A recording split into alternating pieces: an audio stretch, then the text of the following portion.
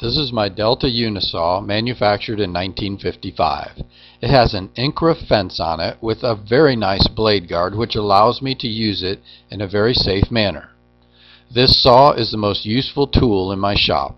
This is a powerful machine which allows me to cut through 2-inch oak boards with not even a hint of effort or bogging down. When using a table saw, there are two significant dangers to be aware of. One is the obvious danger of the saw blade spinning at a high rate of speed. That's the reason for the blade guard. The other danger, though, is one that I've heard about for many years but could never understand how it could be so dangerous. That danger is called a kickback. Today I found out why those kickbacks are so dangerous and how just a split second's lapse in concentration can create an extremely perilous situation. You see here that there is a rectangular hole in a piece of wood.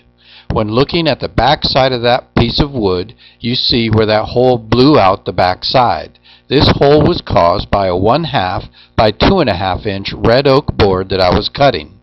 It instantly became a lethal projectile that caused this damage to the board when it kicked out of the saw. If you look closely, you will see that the board is a section of a piece of 3/4 inch plywood. The force that it took to propel that piece of oak through a piece of 3/4 inch plywood is huge. For years I've been told to never stand in line with the blade while using the table saw, an admonition that I tried to adhere to. It was this practice that allowed me to escape injury in this situation. The kickback occurred because right at the end of my rip cut, I accidentally shifted my push stick to the left, just as I was coming near to the end of the cut. I'm not sure if it was because the blade guard interfered with the motion of the push stick or not. That motion allowed my piece to shift over enough to ride up on the spinning blade.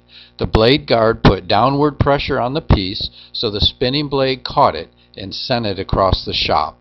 The plywood board that was penetrated by the piece was standing upright, covering a window about 15 feet from the saw. Needless to say, I'm very thankful to God to walk away from this careless act of mine with not even a scratch or injury.